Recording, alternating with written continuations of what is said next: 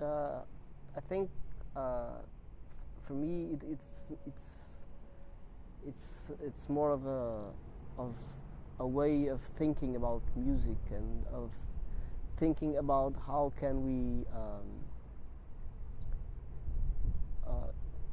how can we create music that it's really ours and not someone else's.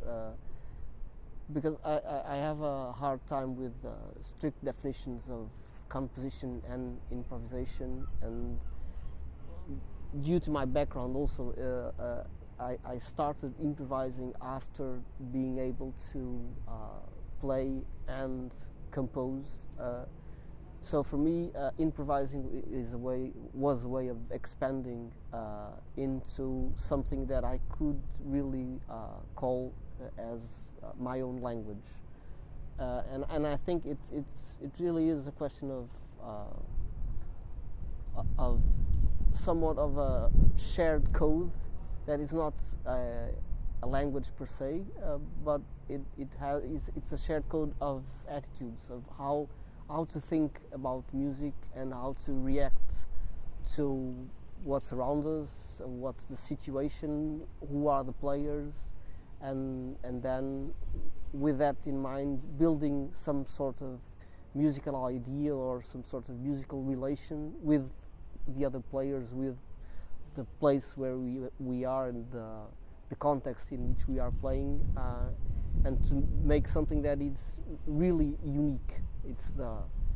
I think that's the main interest for me in improvisation, is that the uniqueness of it. It's the possibility of saying something that's that, as it is this moment, is making music as one thinks and talks about at the moment we are thinking about stuff. So for me that's the primary thing. One thing that I think is common about most improvisers is that we are our main feature would be that we are if we are really true to ourselves, we are more vulnerable than other musicians, because what we do is literally what we do. We cannot say that there's this constraint from the composition, or that there's this whatever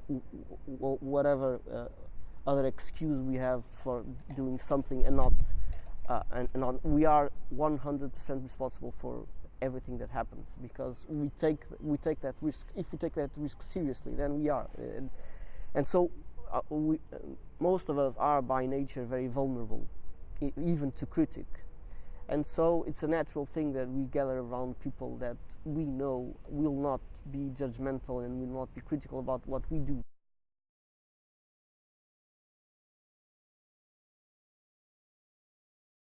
So I started my studying music as a saxophone player, classical saxophone player, not a jazz saxophone player, which is already something of a strange thing. I studied in Aveiro, and there I was very fortunate to have a very good saxophone teacher, which not only gave me a strong technical base, but he had the ability to make everyone around him excited about the idea of making music and sharing music with a public, whatever that public might be. So not only did we study music, we played a lot. We gave a lot of concerts, and there was, because of the instrument I was studying, because of it being saxophone, the repertoire we played was very wide. So we had that flexibility in terms of languages, and that was my ground to start thinking about music. So when I came to Porto to study architecture, I decided that I wanted to try to figure out how would music still be a part of my life. At that point, I had this idea that I would be an architect, but I wanted to have music in my life. And what happened was I quit architecture and I started playing more and more with improvisers, and then I discovered that the saxophone was no longer enough to express all the things that I wanted to express. So I started to build my own instruments based on the works of Hans Reichel and stuff like that. And the people I knew at the time were crucial for me to try to understand what exactly I wanted to do. So people like Albert Lopes, who at the time had a very important festival here in Porto called Collab, and the people around him were very important for me to understand what were the possibilities. And improvisation is at the moment not only the fundamental part of my process as a performer, but also a fundamental part of my process as a composer. So I compose, but in the sense that all my compositional work is improvisation. It's improvisation that gets recorded into the theater environment. The music that I do at this point would not exist if it were not for all the other music I did and exists. So I don't think that free improvised music or free experimental music in the Western world would exist as it is if it was not for all the amazing building that classical music is.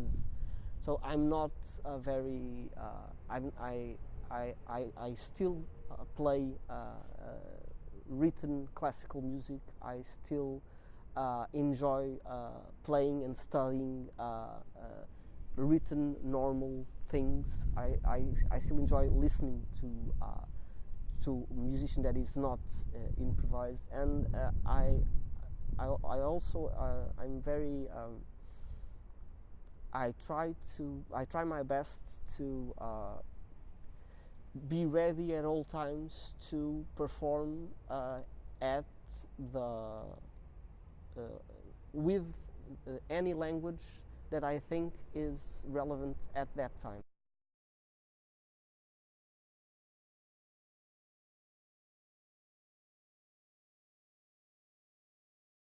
I think that in Portugal, and in this I don't know if it's true about other places, but in Portugal there was now we are starting to witness the collapse of a system that worked for many decades, where the people would gather around specific figures that were already established as someone who was important in a certain field, and there was not a lot of communication between those groups.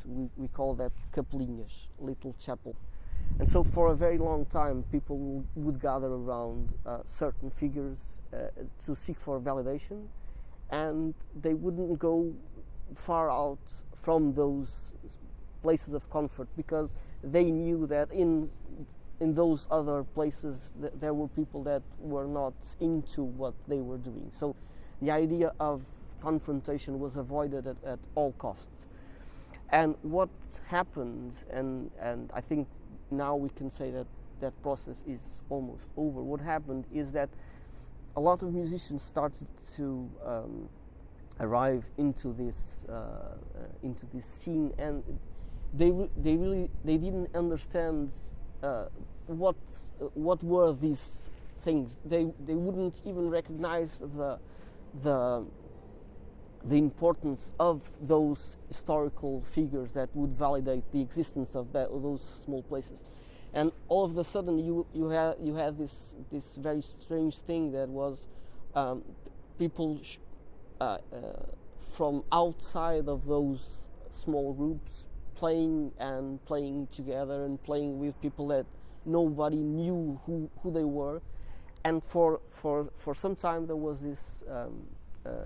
this reaction of who are these guys and why don't we know them and what's happening. Alberto Lopes in my opinion, is the sole responsible for the part of the crumbling down of that way of thinking because of Collab festival that he organized.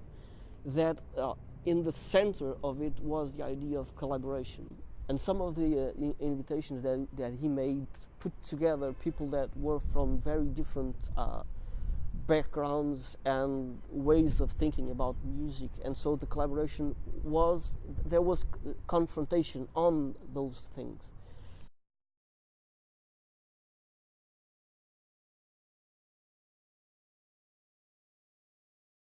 What I think is that all there's this continuous process of the things that we have done in the past. If they were repeated enough, then they will get schools. They will transfer into some kind of academic practice.